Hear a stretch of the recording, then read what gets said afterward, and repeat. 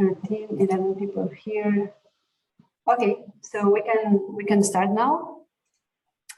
Good afternoon, everyone. Good morning for John. I'm Elisenda Casanellas, the CEO of CIMTI, and today I'm very glad to welcome here John Collins, because we've been collaborating for, I think, 5 years already. And in 2017, when we started CIMTI, we learned a lot from their methodology. We adapted it to our needs here in Catalonia. And we've been working together for a while now, and we've learned a lot. So I'm very happy to do this webinar because it's been a while since we didn't do a webinar together. I think since before COVID, probably. So it's nice to have it back. And today we're gonna talk about the lessons learned from CIMIT, from all your experience, because you've been accelerating projects in healthcare for more than 25 years. And I will briefly introduce you a little bit your biography, so all the audience know a little bit about you. John is the Chief Operating Officer of CIMIT, and we have the same name, CIMIT and CIMTI, because we agreed that we could do that. And CIMIT stands for Consortia for Improving Medicine with Innovation and Technology. It's based at the Mass General Hospital, and CIMIT has grown over its 20 years to include 14 of the Greater Boston's area premier academic medical centers and universities, along with a network of US and international affiliates, including several years now working with CIMTI. His focus is to advance CIMIT's mission of improving patients' care by facilitating collaboration among clinicians, researchers, engineers, and entrepreneurs to accelerate the healthcare innovation cycle for novel products, services, and procedures. He received a BS in Mechanical Engineering from the Salzer Polytechnic Institute and an MSS and PhD in Mechanical Engineering from the Massachusetts Institute of Technology. And he's a frequent speaker and holds over 20 US patents. So today we are gonna talk about how to reduce entrepreneurship failure, and using the methodology that you've been developing for quite a lot of years, and that recently has been extended in Europe, because EIT is using it, we are using it, Mercat, another agent here, is using it, and in several countries it's being used. So I just wanted to thank you for being here today, and I'll leave you the floor. First, you can give your speech, and after that, all the audience can just post your questions, and we will read them out loud so John can answer them. Okay, so I'll leave you to it. Thank you, John. Great. Thank you, Elisenda. And indeed, I want to make this as interactive as we possibly can. So let me first share my screen. And hopefully you can see the presentation in great, super. So as Elisenda said, CIMIT's been an organization that's been around for a while, started back more than 20 years ago with a combination of Mass General, Brigham and Women's Hospital, MIT, and Draper Lab. And really, it's grown pretty significantly since, first in the US, and then with a number of international affiliates.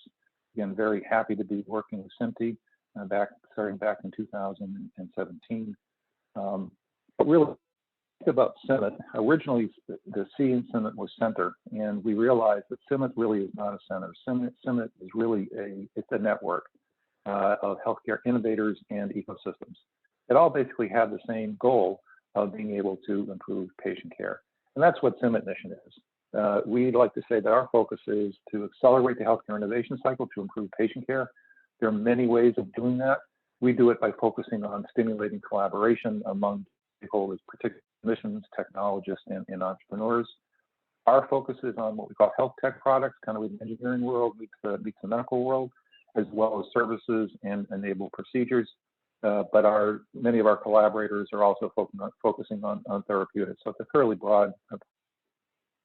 Now, it's possible I'm going to try to keep the talk short to maybe about a half an hour. it's really impossible for us to kind of convey all the lessons learned. So what I thought to do is really focus on some of the key ones that I hope you're able to implement.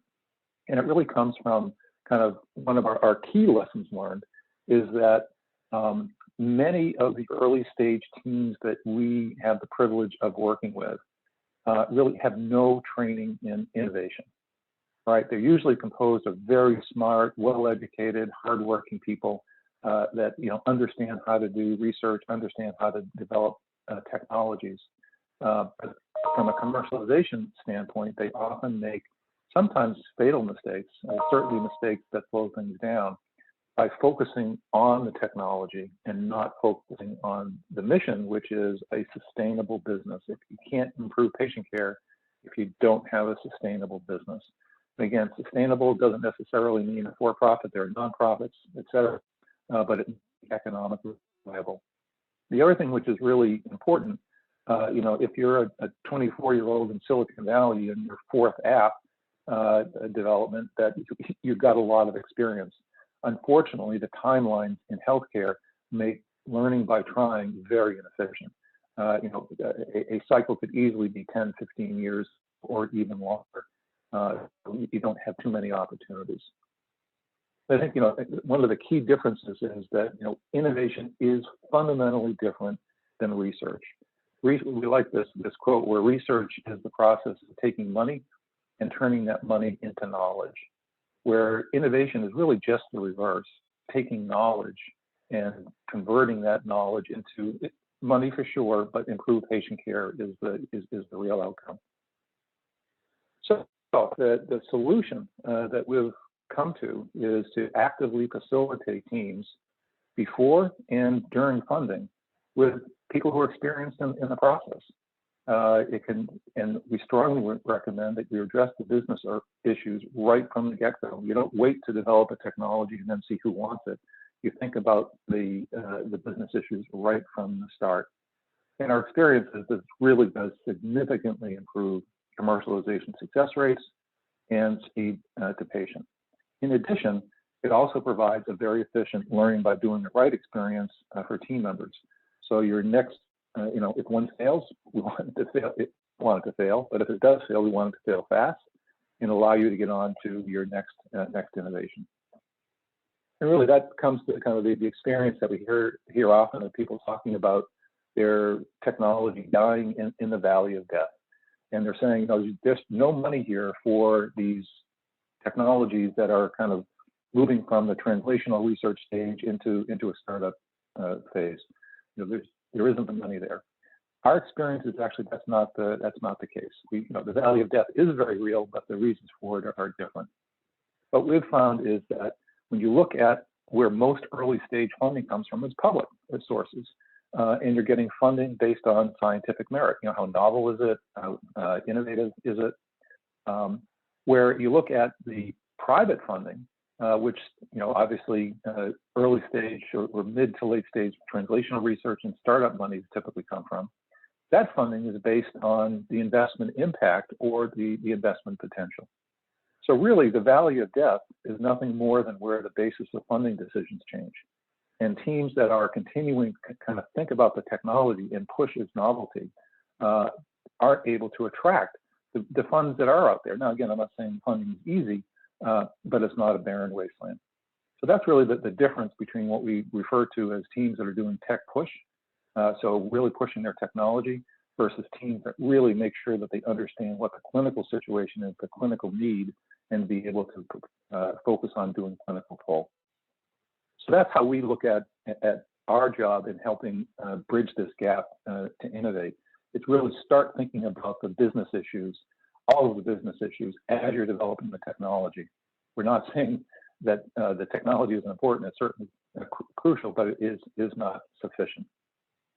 I think the other concept to remember, which I really like, is something called climbing the investment staircase. So you're an inventor. You've got this great idea for a new technology, and you basically are able to get funding because of its novelty and the quality from a public source. And you've now developed a new science or a new technology and say, great, the world is now my oyster. I'm all set, ready to go for investment. Well, the reality is that not all good technologies make good products. Is there a need for this technology? What does it cost relative to the competition? What's the value that it brings? Let's say now I can answer all of those things.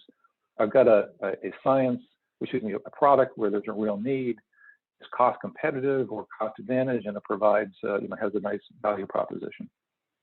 So here's my product. Now I'm all set to start a business. Well, the reality is not all good products make good businesses. The profit margin may not be there. The scale of the opportunity may not be there to justify the investment. There may be no protection. So you can do all the legwork, but a large company can come in and eat your lunch.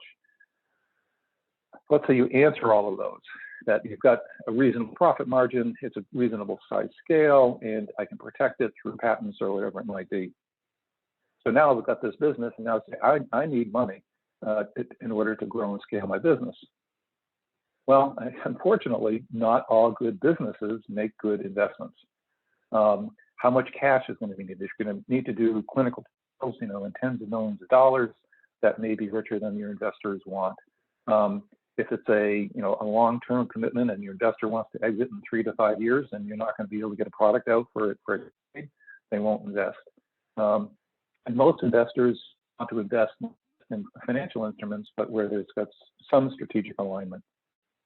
So again, I want to show this because really good innovators are able to understand both perspectives. The perspective of an investor, even though you're not an investor per se, you're investing your time, sure, but you need to understand what's going to be attractive to your future investors as you're building your business. So that's kind of, I think, a good mental framework to use and climb that investment staircase. Now, in terms of what I consider to be success factors, I'm going to talk about 2 today. One of them, it may sound simple, but know your customers.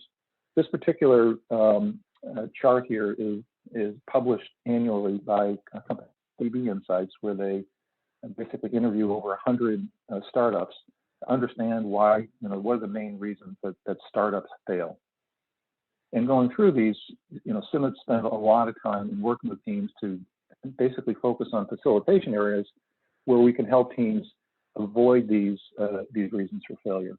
This first reason that that they run out of cash or fail to raise capital, I actually don't see that as a reason. I really do think that this is a symptom that investors see fault elsewhere.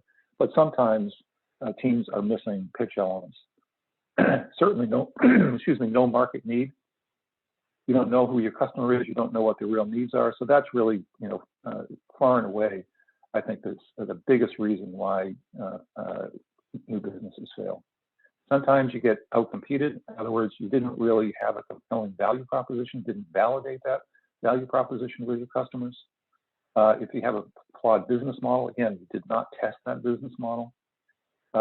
Sometimes regulatory and legal challenges pop up. Oftentimes that's a result of a lack of expertise on the team to anticipate those risks. And the pricing issues that you really didn't validate with your economic buyers, the value and the price, and not the right team. Oftentimes we see teams that don't have the balanced perspective. That don't have the balanced perspective of both the clinical side, the technical side, and the business expertise side. So certainly, knowing your customer is really one of the most important things that you can do, and it's something that a lot of teams really just forget to do. I kind of like this analogy. Is when is selling something in healthcare like 4 people going to dinner? What's he talking about, right? So this is when one person selects the restaurant, one person orders the meal, the next person gets to eat the meal, and the 4th person gets to pay for it. So, all right, I'm a patient and I'm going to choose a healthcare provider, maybe my primary care doc. So that's the restaurant that I choose. And I go in and talk to my primary care doc, and he or she recommends that I have a test done. So refers me to a specialist. That specialist then orders a test. Someone then performs that procedure or test, and then someone else pays for it. So the question here is, who is your customer? Well, they all are, right? And you really have to understand each one of these folks will basically support your solution over other solutions. So without question, rule number one is know who your customers are, know what they're looking for from a value perspective, and validate it. The other major success basic is risk management. Arguably, this is kind of the biggest job for lead entrepreneur. It's all around risk management. Identify your risks, prioritize them, and work to reduce them. And of course, what we talk about a risk in the technology area, usually teams have a good sense for this, but what they're often saying is understanding what your next funder is going to want to see for evidence that you've overcome the technical risks. But there are the market business risks that we've talked about, how many users will use your solution, why, who's going to pay for your solution and why. And 4 people going out to dinner, the physician may really like your solution, but if it's not available to him or her because the purchasing department in the hospital won't buy it, then they're not going to be able to use it. The clinical risk, who is going to use the solution? Why are they going to use your solution over others? And how do you demonstrate to clinicians that this really provides clinical benefit? If they're going to have to change practice or do something, you have to provide a really compelling reason why this is going to improve outcomes or save time or whatever the value will be. And last but not least, is there a clear regulatory pathway to approval?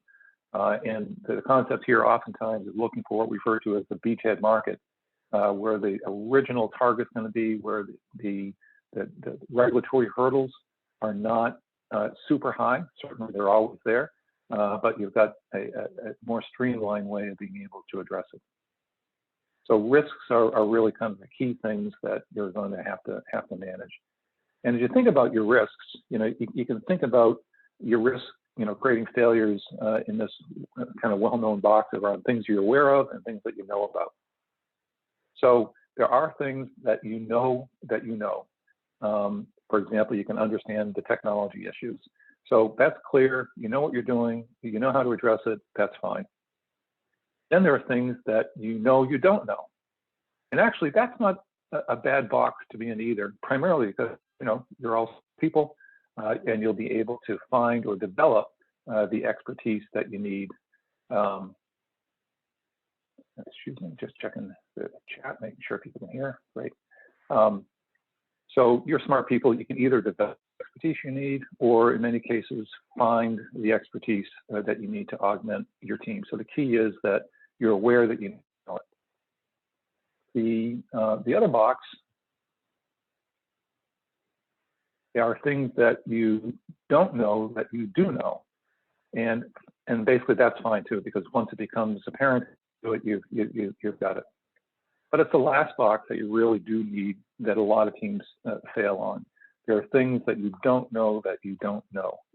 So these are risks that you're plowing along, thinking everything is fine, not realizing that you're missing some major things. I would say this is really the dominant thing that we see.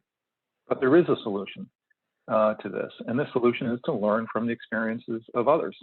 And if you can learn from the experience of others and understand what you don't know, then that pushes it down to the lower box, and you're able to, again, develop the expertise or find the expertise to address it.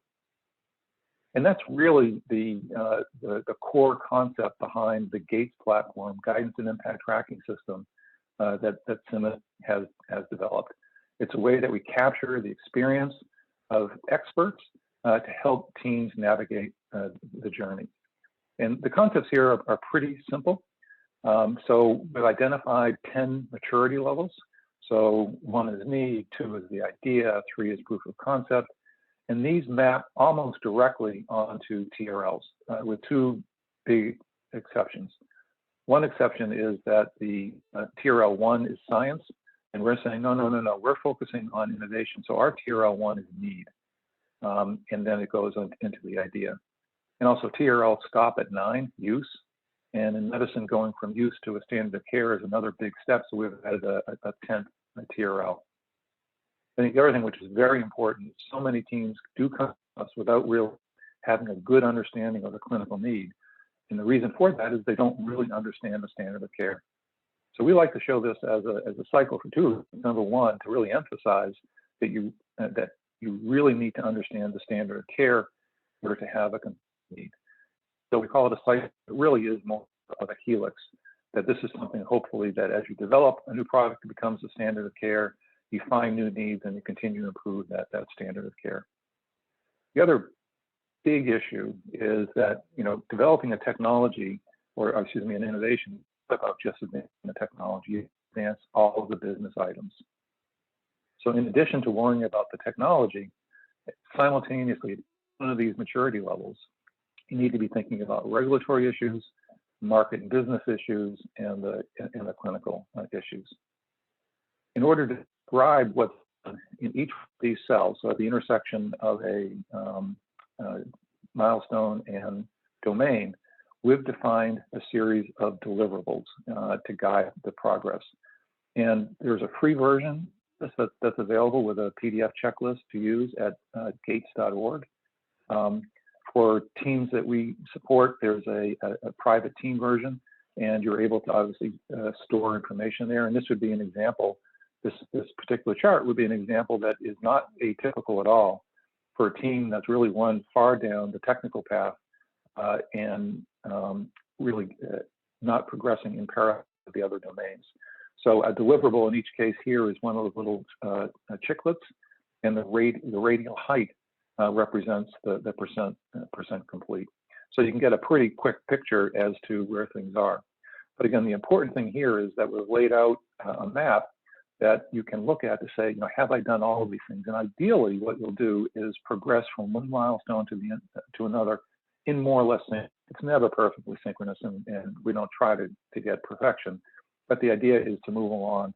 And again, as you look at this, the problem is that this team is doing technical work at significant. It doesn't mean this is a bad project at all, but the lack of, say, clinical input they may be working on a technology that the just won't want for, form factor issues or whatever it might be. Had they known that early on, could have changed the factor. They could have done different experiments, whatever it would be to address that particular risk. So that's why it's really important to do that.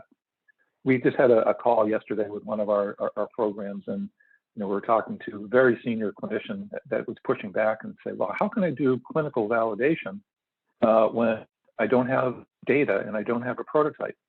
And what he hadn't done is he hadn't read that when doing clinical validation early on doesn't mean getting clinical proof. It means understanding clinicians, what their flow is, what the issues are, what the challenges are, and whether or not you're actually satisfying a need. So there really is a role for all four of those domains at each and every one of the deliverables. The only other thing I do want to go back and kind of challenge the concept that lower left is all set. There's a real caution here, and again, we see this quite a bit. I really do like this quote that everything needs to be validated. Everything that you think you need to validate that by talking with stakeholders. And I like this quote: "It ain't what you don't know that gets you in trouble. It's what you know for sure that just ain't so." And we do see that where someone holds really strong beliefs that the way medicine is practiced is this way because that's what I'm used to, not realizing that the market that you're selling to is practiced in a very different way. And I think the other concept that I hope you and we've got some tools to help you kind of manage these. That really, as you think about a startup, it's really just at this point a collection of connected hypotheses. And each one of those hypotheses need to be tested and validated as you move forward, and to make sure that you understand that those hypotheses are connected, so that when you find one doesn't prove to be correct, you can understand what the impact of that change is on your business model going forward. So I've been talking for a while about best practices. What I thought I'd do here, what I thought I'd do is talk about a couple of projects. One project that you may be familiar with is in your neck of the woods, Able Human Motion. So this is a Barcelona-based team developing an exoskeleton that restores the ability to walk for people with a lower limb paralysis. I personally had the pleasure of working with this team as part of a BioCat crash course back in 2018.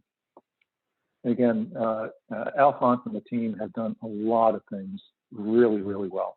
And I want to stress, there are no such things as silver bullets. I often think of developing an innovation as a lot like rock climbing.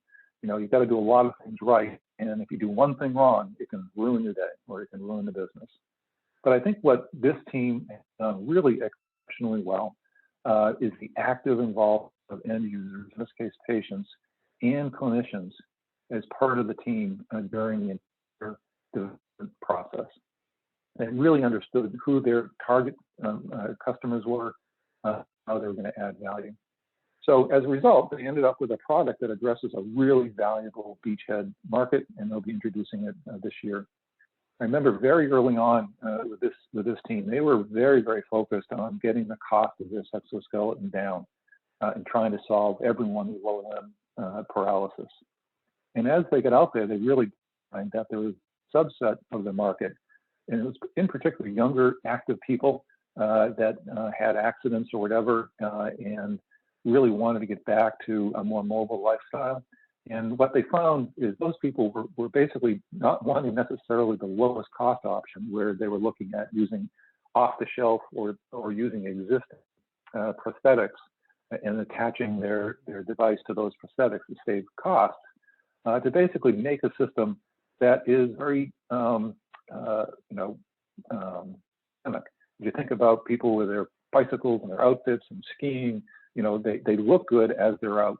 So they've developed, again, most things frankly in Barcelona, the look and feel always looks good, but that was something that was very attractive to their target market. So really good example of the active engagement. There's no better way to have that. So as the engineers are making design decisions, being guided very clearly with the input of users. The next example is a Munich-based, it's called Smart4 Diagnostics. It's a Munich-based team that addresses what they call the pre-analytical data gap between blood collection and lab analysis to really enable a new quality standard for diagnostic decision-making. The founding team was basically running a lab.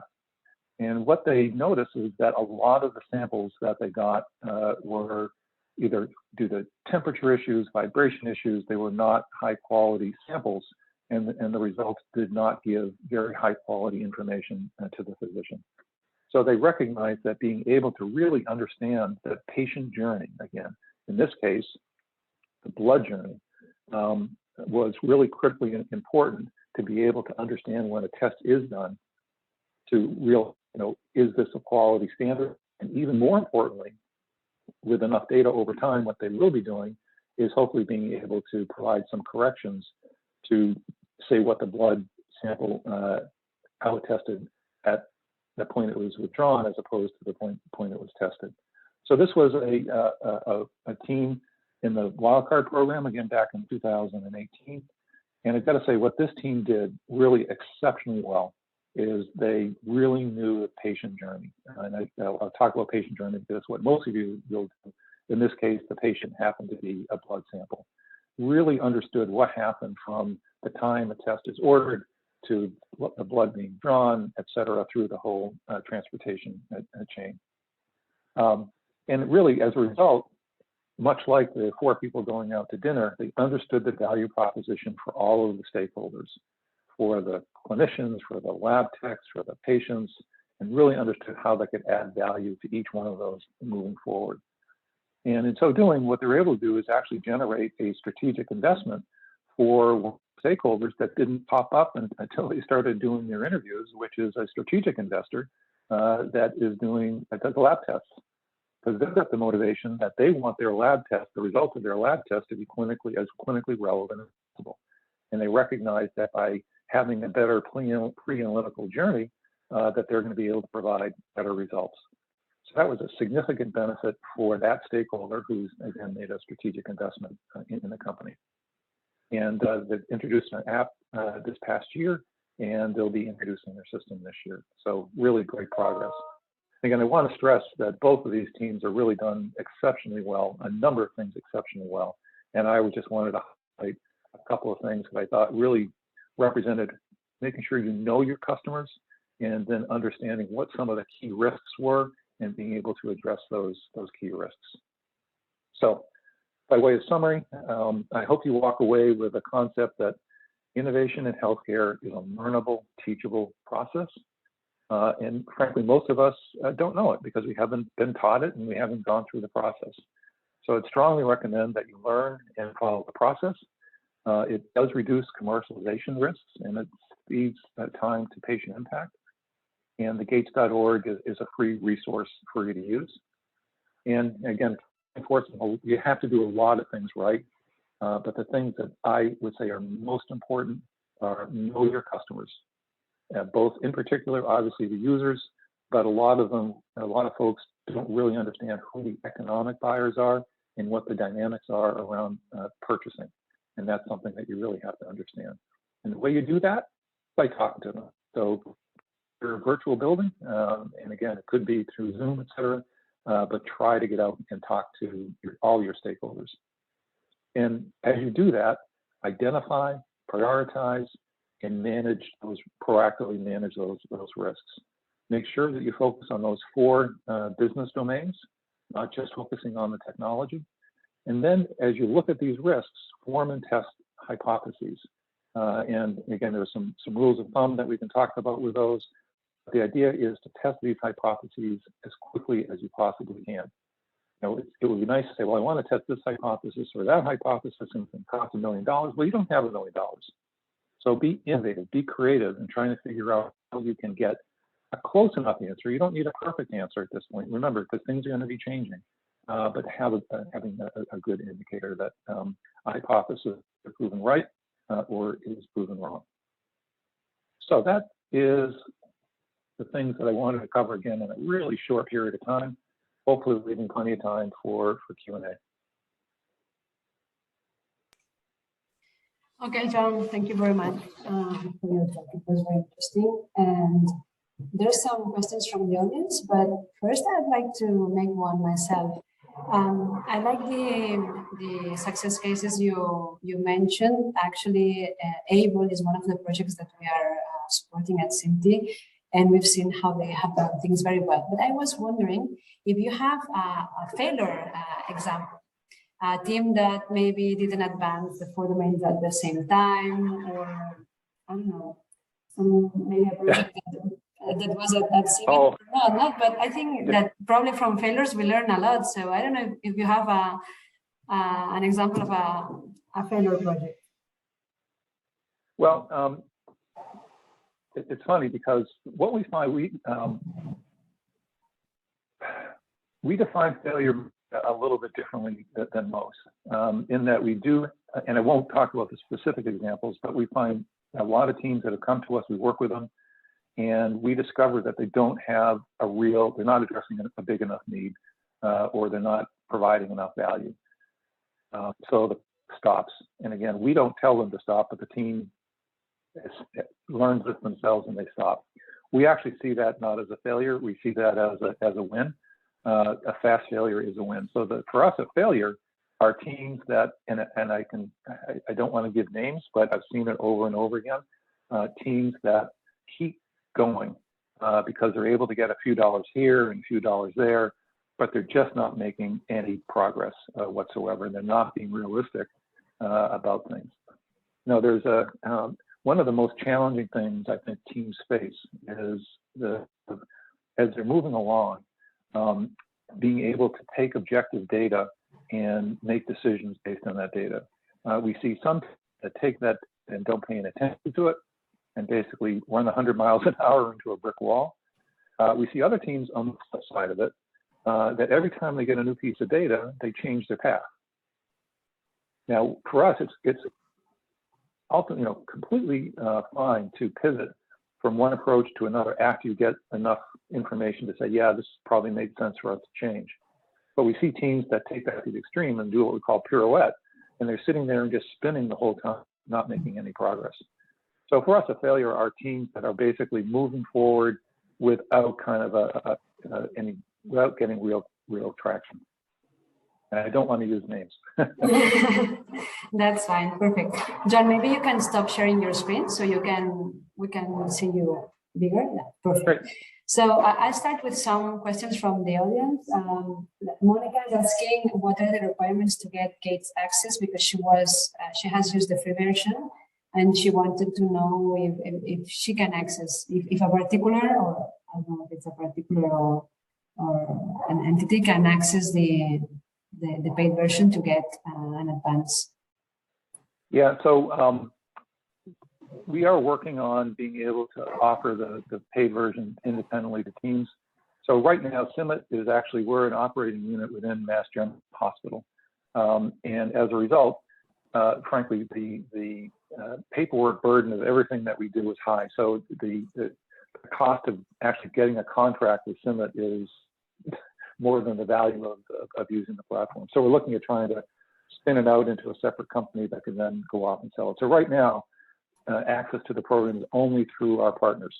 So when we're working, for example, with EIT Health, then they provide sites to the teams they support directly. Personally, we don't get that set up in hopefully soon. Mm-hmm. Okay, and Xavier Canals is asking, he's saying that the congrats is a magnificent presentation, and how do you see the regulatory changes in Europe? I'm not a regulatory expert at all, but certainly I think, well, I think the thing that I'm most concerned about in Europe is as it relates to digital health and the confluence with privacy and what that's causing some challenges. But other than that, certainly I look at the European regulatory system as being much more predictable than in the U.S. So I think there are always challenges, not easier, but more predictable, which is obviously what a business is looking for. Mm-hmm. Okay, and here there's another question from Jordi Portada, and he says, nice talk, thank you. When is the time to protect your idea with a patent? Before nothing, after telling stakeholders? Yeah, that's a really good question. That what you want to make sure that you do is that you need to protect your ideas, and it's one of those situations where people are very worried about talking to folks about their idea, and very early on, what we're recommending is as you're talking to your stakeholders, you should not be talking about your idea. You should be talking about their problems and not selling. So it's only after that you basically have a real clear understanding of what their needs are, and then when you want to go back to them to kind of validate. So the first step is doing the needs discovery, and then developing a solution that addresses it. And after you develop that solution, or at least they conceptualized it, that's the point at which I would strongly recommend that you get protection. And again, by following the provisional, and certainly for those of you that are still in academia, working with your tech office to protect that idea. But I would definitely recommend that before you disclose your solution to others, that you definitely protect it. But don't confuse that with talking to stakeholders early about their problems. Okay, perfect. And Jose Maria Castellano is asking, well, it's not asking, but he's saying, thank you so much, John. I enjoyed your presentation a lot. Simple, direct, and effective. And that's a question for us, I guess. Will be available after the call. And we're recording this webinar, and we are going to put it in our website. And for the systems today, we will send you an email with the slides and recording from today. So it will be available. So I don't know if there is any more questions from the audience. And I wanted to have a couple that I wanted to ask, getting a little more deeply in your methodology, because we've Alison, I'm having a little bit of trouble hearing you. It's some echo. Yeah, you can hear maybe better now. That's better. Okay. Okay, so we've been using your methodology for a while now, and we've seen how it helps projects, but can you explain a little bit more the support that you are giving to the projects you accept? Just a little bit of a glance of how do you support projects in advancing through this methodology? Yeah, there are kind of two basic techniques that we use, but I think the most important is we provide facilitators. So we provide people that have been there, done that, who are prepared to work with teams. And again, that's part of the reason that we developed the GAITS platform, is that you can imagine that if the magic is being able to provide skilled people that are willing to help teams, well, number one, there aren't that many of those people that are out there, right, that have that type of experience. And number two, they usually don't have a lot of time because they've got their own things that they want to do, but they are willing to carve out time to help teams. So and basically there are more teams that need help than people that are prepared to help them. That was the quandary that we were in, is how do we scale, how do we help more and more teams? So that's where the idea of something like GAITS came in, where that is much more efficient, because now the mentors can look at a project and get up to speed really quickly. Before, they'd spend most of their time to understand where a team was, what the challenges were, those sorts of things. The other thing which we find is very, very important is, unlike a lot of programs that take one mentor to one team, each mentor has his or her own biases and history and perspectives. So what's really important is for us to have multiple mentors work with teams. So you're getting a marketing perspective and a business development perspective and a manufacturing perspective. And those perspectives, you'll look at risks differently and you'll make decisions differently. So it's really getting all of those risks together to figure out, where your high risk items are right now to move forward. And you can imagine if the old-fashioned way, it would still take X% of time or an X number of hours for each mentor to get up to speed. And if you have 5 mentors, multiply that by 5, and it sucks up all the time. So hence having common framework, common language helps us make mentoring more efficient, and that helps the team. Mm-hmm. Okay, thanks. There's another question, and it says, compared to software projects, how long on average takes a healthcare startup to go to market, to get to market? Well, yeah, and again, that depends. If you go with, in the US, the 510K route, you can get to market pretty quickly with some Me Too projects. You can get there in pick a time frame, realistically, a year or two. For things that are more novel, we have to have more clinical evidence. The fastest timelines that I've seen would be maybe 5 to 7 years. And then obviously some things are in between, and then there are things that can obviously take significantly longer. Mm-hmm. Okay, thanks. And another question is, it says, thank you for your presentation, very interesting. How do you think the healthcare industry will evolve thanks to digital transformation? Well, you actually mentioned before that in regulation, the main thing in Europe probably it's how the digital innovations will evolve, and I think this is related to that. Yeah, I wish I could tell you exactly how it's going to evolve, but without question, that the digital transformation that digital science is going to transform the healthcare industry. And I do think one of the key things is being able to have continuous monitoring of situations, so that you get the real world data that will both help inform the clinician around what they need to do, but also help researchers understand what's working and what's not working. So I think that kind of the pervasive nature of data is really going to change everything. Okay, and before you were mentioning that Abel did something very well from the beginning, which was involving the patients and the clinicians. Do you have, I'm asking about failure again, no? But do you have an example where a project or a team that did not take in account enough, at least patients got the need wrong and had to do major changes in order when they realized it, for example. I'm sorry, so the situation is that they didn't really pay attention to the, I'm patient's needs? trying to put a use case on how important it is to get patients and end users involved from the beginning. So I was wondering if you have some example in mind of a project that didn't do that, and therefore they missed, for example, the real need, or missed their target users, and they had to do major changes in order to address that. Yeah, a lot of teams end up doing that. Again, and why is that? Because many teams have been funded by government funders to develop a science. And they do a great job developing the science. They think they've got a hypothesis about what the clinical need is. Really haven't understood the underlying what the underlying clinical need is.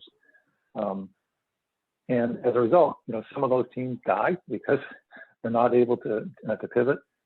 But a lot of what we do with teams is help them understand that their long-term vision might be a good vision, but the path to get there is going to take more money than they would have available. So as a result, what we spend a lot of time doing is this whole concept of what is your beachhead market? Where do you go first?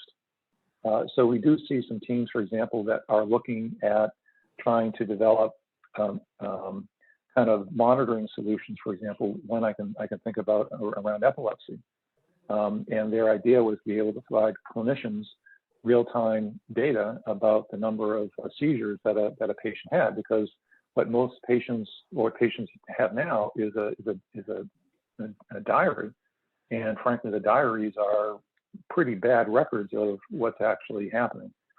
So the hypothesis is that, hey, if I'm a clinician, and actually this was driven by a clinician, I want to see every seizure there is.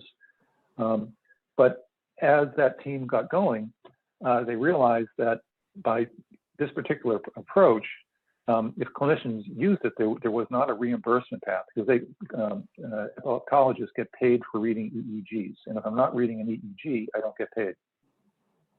So there wasn't an economic motive for them to use this. So they recognized, now I have to go back and get a new code so that clinicians will actually get paid to do this. Well, what am I going to do in the meantime to make money? Well, they also recognize that pharmaceutical companies have a major problem in doing drug development for epilepsy, because they have the same problem. They get bad data because the patient journals aren't high quality. So they pivoted, and their go-to-market strategy is all around, initially anyway, supporting clinical trials, and then being able to go to the patients. And kind of the irony here is that the Smart 4 Diagnostics, they did the reverse. So as they got going, they figured that the fastest path to market was clinical trials, because if they could reduce the time and the number of patients because of bad data, and therefore the time for a clinical trial, they'd save significant money. So indeed, they went down that path, but they found that the clinical scenario was actually more compelling than the clinical trial path. Okay, thanks. There's another question. Do you think that the team composition has an impact on the potential success of a project? Oh, absolutely. The old joke of restaurants is location, location, location. For innovations, it's team, team, team. And I think there really are at least two dimensions that you got to be thinking about. One dimension is the skill set. And again, we strongly, strongly, strongly, strongly recommend that you have someone on the team with a clear business perspective, on the team, a clear technical perspective, and then someone on the team with a clear clinical perspective. And it doesn't mean these people need to be full-time, that they need to be, you can access them a number of different ways. And it also doesn't mean that you have to have someone super experienced. I've got to say, for people that know Alphonse, he's a relatively young guy. And he was very smart in getting very good advisors, business advisors, to help drive that business forward. So that's one dimension. Make sure you've got that diversity of expertise. The other dimension is think about someone you're willing to go to war with. You're gonna have some really high ups and some really low downs as you go forward, and it's going to be very discouraging. You're going to be tired, and you're going to be looking around, and you really need to be able to work with people that you have a lot of respect for, and you have shared values with, and that's a harder element to pick up, but that shared work ethic, shared approach. They don't have to be the same, but they need to be compatible. Okay, we have the same experience here, but the important thing is that even though the core team doesn't have all the experiences, they get it from someone else. And maybe a few hours of an expert advisor is enough to get the team on track, and maybe then they can just hire someone with this expertise. So it's important that we don't need teams don't need to have everyone all experts from the beginning. Getting a lot of feedback. And last question is, what would be your recommendation to European projects willing to expand to the US? Well, certainly, as you look at the US market versus the European market, it obviously represents a significant potential. I think the key thing here is, at least my experience has been, that you need to have feet on the ground here. And again, it doesn't have to be full-time, but you need to spend significant time, assuming that you've got a product and you're going to be bringing that to the States. That you really, again, need to know your customers, need to understand where they are. But there's nothing quite like, seeing people, being in the same time zones, et cetera. So the question is, do you have enough resources? And particularly if you're looking to get financing in the States, that a lot of the funders, the angels and VCs, want to see their investment team local. And it doesn't mean you move the whole company. I think, particularly in Spain, we've got a great opportunity of having relatively low-cost engineering work. So a lot of times we do see kind of keeping the engineering work, the production in country with a good cost base, and then have kind of the sales management team in the U.S. Okay. Thank you, John. There is no more questions, so I think that we can finish the webinar now. Thank you again to all participants for having the interest to be here today. And thank you, John, so much for your presentation and for answering all your questions. People is in the chat saying thank you to you as well. So we hope to talk to you very soon. Have a nice day. And certainly I'll put my email on the presentation, so if you have follow-up questions, I'll see if I can answer. It's a real pleasure to work with CIMTI, and I hope you found the time worthwhile. Take care, everybody. Okay, thank you. Bye-bye.